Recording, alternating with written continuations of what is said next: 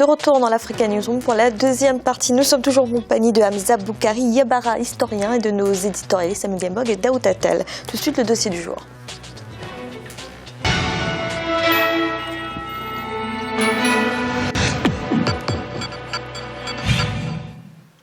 Au Niger, l'élection présidentielle est prévue pour le 21 février prochain. Parmi les 15 candidats en lice figure le président actuel, Mahamadou Issoufou, élu en 2011 et qui brigue la deuxième fois à la magistrature suprême.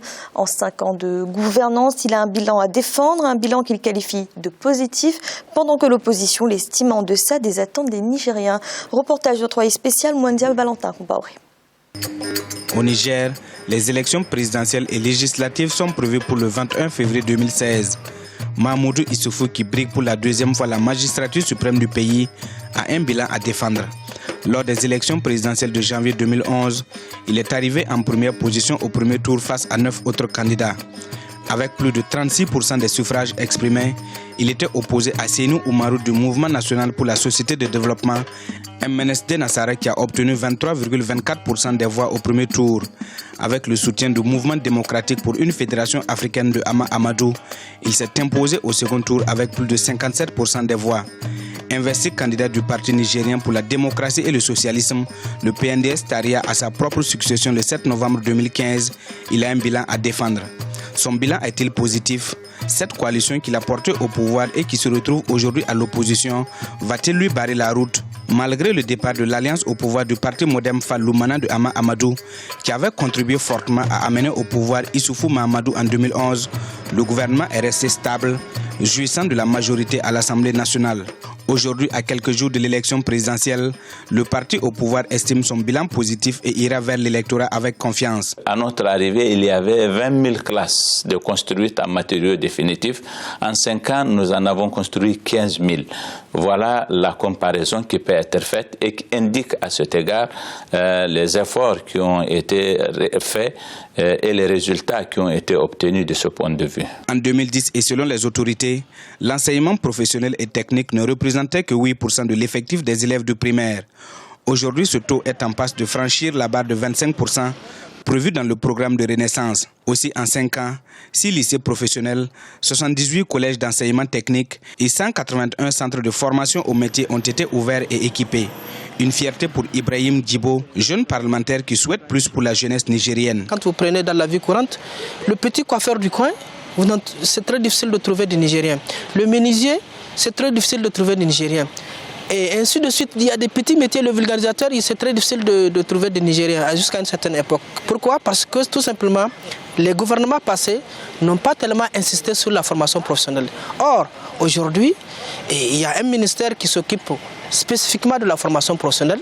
Il y a plusieurs centres, en tout cas au niveau de chaque région, des centres de formation aux métiers, en tout cas aux petits métiers, qui ont été créés.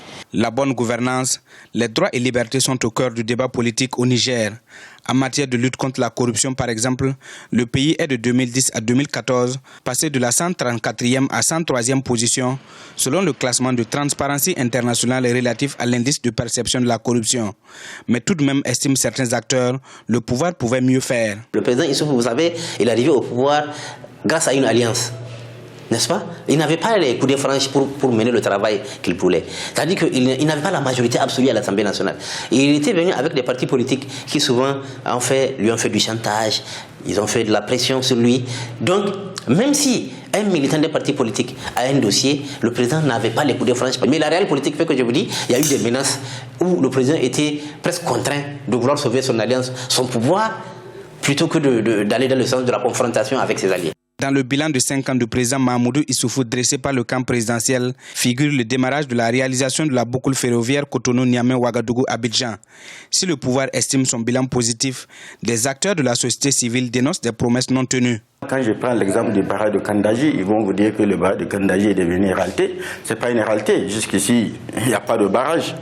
Quand on prend par exemple le chemin de fer qui doit relier Niamey à Cotonou, jusqu'à présent, le chemin de fer a été lancé en 2014. Jusqu'à présent, ce n'est pas encore arrivé à Dosso. Et il faut dépasser Dosso pour continuer jusqu'à Gaïa et faire la jonction avec Parakou.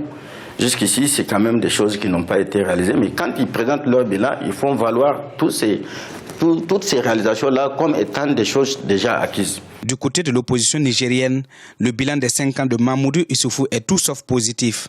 Pour eux, corruption, surfacturation et malgouvernance ont caractérisé les 5 ans de président Mahamadou Issoufou. Sur le plan économique ou infrastructurel, ils disent qu'ils ont construit des échangeurs. C'est vrai, il y a eu des échangeurs qui sont élevés. Mais à quoi ça sert ces échangeurs, ces masses de béton qui n'ont apporté rien, qui n'ont rien apporté dans l'amélioration des conditions de vie, même des citoyens, à plus forte de la masse rurale.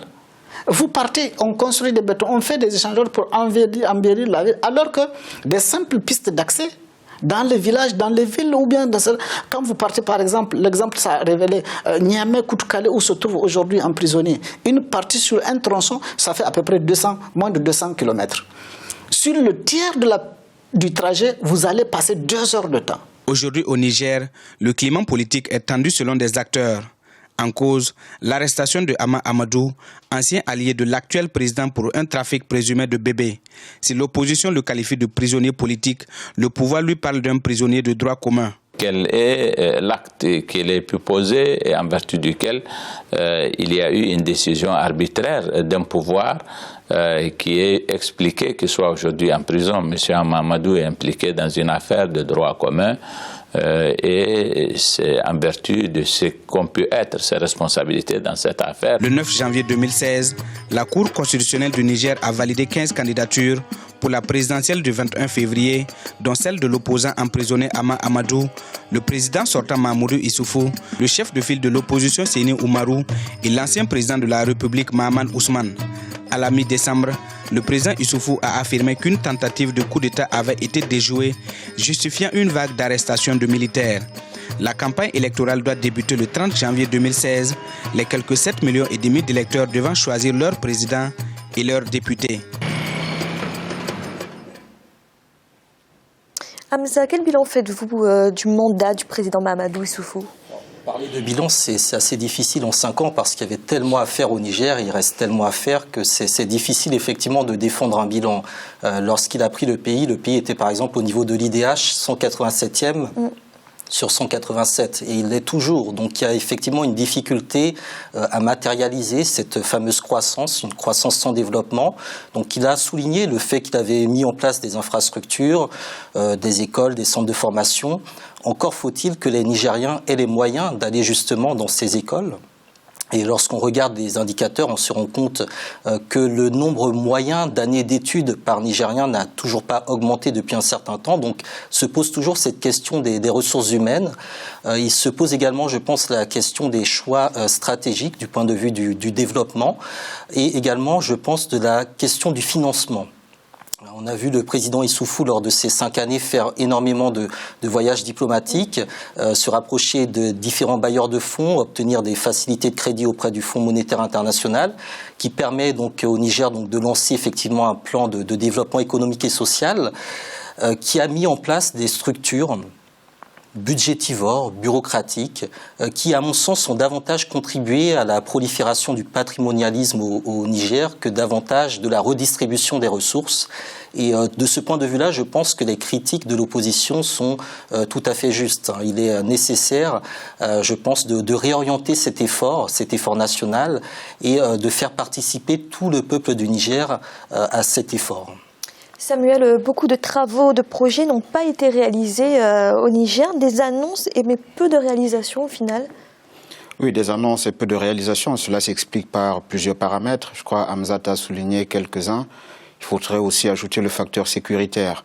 Je crois que le Niger est un pays moins attractif que d'autres par rapport aux défis sécuritaires qui se posent au pays à la fois au nord et au sud, à la frontière avec le Mali, à la frontière avec le Nigeria, dans le cadre du bassin du lac Tchad, il y a de sérieux soucis de sécurité. Deuxième facteur, c'est le facteur géographique. Il ne faut pas oublier que le Niger, c'est environ deux tiers de l'espace géographique qui est désertique. Et donc la population se concentre beaucoup plus dans la bande sud du pays. ça ne facilite pas de mettre en place la politique de développement basée sur l'inclusion spatiale qu'a voulu le gouvernement. Il faut aussi relever d'autres facteurs politiques qui ne permettent pas d'avoir une visibilité plus grande et sur le long terme de la situation politique du pays, ce qui est d'ailleurs un facteur important pour les investisseurs étrangers. Donc l'ensemble de ces facteurs font que le gouvernement n'a pas eu suffisamment de marge de manœuvre pour réaliser tous ces projets. Maintenant, pour revenir sur les processus internes, il faut voir, je suis d'accord avec Hamzat sur les choix stratégiques opérés pour le développement des infrastructures. Il y a de réelles questions qui se posent sur la capacité de planification et de programmation du développement. Il faut à ce niveau une expertise technique pour orienter les ressources. C'est pas la peine de mettre des infrastructures un peu partout, mais identifier les secteurs porteurs. Il y a des projets qui peuvent être financés par des bailleurs extérieurs, mais encore faut-il viabiliser ces espaces. Il y a le défi énergétique qui se pose dans le pays. Il y a des régions qui peuvent être exploitables, notamment au niveau du solaire. Et pour que ces espaces soient exploitables, il faut les viabiliser. Et donc il faut une politique d'inclusion spatiale, d'ailleurs qui a été bien définie avec l'appui technique des partenaires, mais qui ne connaît pas suffisamment de financement. Daouda, on parlait dans le reportage de plusieurs domaines, éducation, infrastructure et lutte contre la corruption notamment.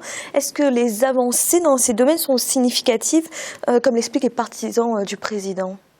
Oui, je pense que dans le domaine de l'éducation, ça a été dit, il y a des efforts qui ont été faits, mais moi je me réfère à l'indice de développement humain. Parfois, pas tout le temps, mais parfois c'est utile de l'évoquer, et ça a été évoqué par Hamzat aussi, c'est-à-dire que le Niger a un IDH très faible, parmi, on va dire même, très insuffisant, et je fais le lien avec votre question, puisque c'est quand même un indicateur qui englobe un certain nombre de choses, notamment l'éducation, la santé, etc. Et donc, rien qu'à regarder cet indice, on se rend quand même compte, surtout comme Hamzat l'a rappelé, à l'époque où il a pris le pays, c'en était au même. Donc, vous avez la réponse tout de suite. Il y a des efforts qui sont faits, pour l'instant, on ne le ressent pas. Maintenant, peut-être qu'à terme, ça va se faire ressentir à ce niveau-là. Mais je pense que quand même, c'est des efforts importants. Hein. Il fait ce qu'il peut. Et puis, le pays aussi a quand même une situation géographique qui n'est pas très avantageuse. Hein. C'est un pays enclavé. Ensuite, à la frontière, ça a été rappelé également, on a le Mali, le Burkina Faso, le Bénin, le Nigeria, on va dire l'Algérie, la Libye. Le pays est encerclé par des zones de tension. Et à ce niveau-là, même s'il y a eu des troubles liés au terrorisme, il y a quand même... ça aurait pu être pire. Maintenant, il faut davantage d'efforts dans ce domaine.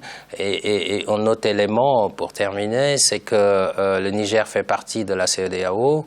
Et à ce titre-là, quand même, il y a, et de l'UEMOA, donc il y a le pacte de convergence de l'UEMOA qui surveille quand même un certain nombre d'indicateurs. Par exemple, vous ne pouvez pas vous endetter au-delà de 70% de votre PIB.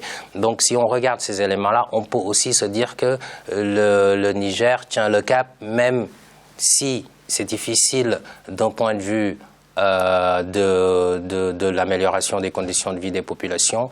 Moi, je dirais il y a des efforts qui ont été faits dans les infrastructures, mais beaucoup reste à faire. Et ce serait bien, à défaut d'avancer dans une politique de développement plus importante, un nouveau vent peut souffler également dans ce pays. Voilà. Hamza, vous parliez tout à l'heure de stratégie de développement initiée par le président. Est-ce qu'il est possible qu'il infléchisse, s'il est réélu, cette stratégie ? Je n'en suis pas certain. Je pense qu'il va rester sur la même lignée. En revanche, comme l'a bien souligné Daouda, ça aurait pu être pire. Hein. Le Niger est le pays qui a le moins bougé dans la sous-région par rapport aux voisins qui ont été vraiment, on peut le dire, ravagés. Je crois que le Niger doit également peut-être reconsidérer effectivement sa place dans cette Afrique de l'Ouest. Hein. On a évoqué donc la fameuse boucle ferroviaire et déjà l'épine dorsale, Cotonou